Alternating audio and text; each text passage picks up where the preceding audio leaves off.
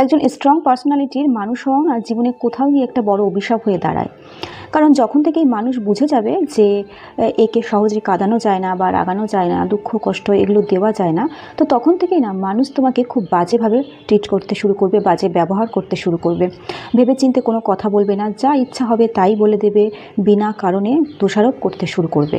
কারণ তারা মনে করে যে এ তো লোহার মানুষ, পাথরের মানুষ, এর মন বলে কিছু নেই, এর মধ্যে ইমোশন বা ফিলিংস বলে কিছু নেই, তো এর সাথে যা ইচ্ছা তাই করা যায়। এ তো কাঁদেও না, হাসেও না, কোথাও কোনো কমপ্লেন করতে যায় না বা অন্য আর 5 জায়গায় গিয়ে গসিপও করে না, এবং নিজেকে প্রুভ করারও চেষ্টা করে না, কোনো রকম এক্সপ্লেনেশন কাউকে দেয় না। তো এর সাথে যা ইচ্ছা তাই করা যায়, একে নোংরা কথা বলা যায়, বাজে কথা বলা যায়, যা যা খুশি যেটা মন চায় সেটাই করা যায়। তারা কিন্তু তখন ভাবতে শুরু করে এগুলো। মানুষ কিন্তু এটা ভুলে যায় যে একজন মানুষ কিন্তু জন্ম থেকে স্ট্রং নেচারের মানুষ থাকে না।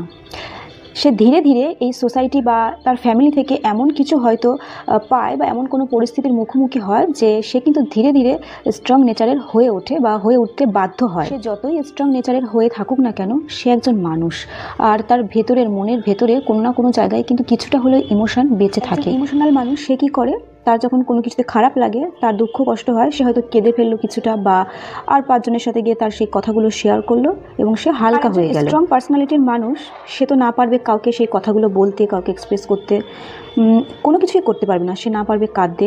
তাহলে সেই মানুষটার লাইফটা কতটা জটিল হতে পারে বা কতটা কষ্টকর হতে পারে, তো সেটা যারা একজন স্ট্রং নেচারের মানুষ তারা সেটা একমাত্র ফিল করতে পারে বা বুঝতে পারে। কি না, আমাদের সমাজের মানুষরা ভাবে যে ভীষণ অ্যাটিটিউড দেখায়, খুব ইগোইস্টি, এদের মধ্যে প্রচুর ইগো আছে, বা খুব অহংকারী, কিন্তু আদতেও কিন্তু তারা এরকম হয় না।